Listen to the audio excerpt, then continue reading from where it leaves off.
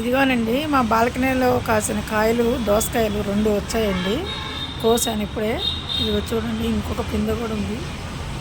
ఇదిగోండి, ఇక్కడ ఉన్నది చెట్టు చిన్నదండి. ఇదిగో ఇప్పుడు అక్కడ కోసాను, ఎండిపోతుంది అక్కడ కొమ్మ, కాయ కాసిన చోట. ఇదిగోండి చూడండి, ఇది కొమ్మ. చూడండి, చిన్న పిందె మళ్ళీ వస్తుంది. అది మీరు కూడా ఇలా పెంచుకోండి చక్కగా. చూడండి, 2 కాయలు వచ్చాయి. కూర చేసుకోండి, నేను కూర చేసి చూపిస్తానండి. ఓకే అండి, బాయ్ అండి.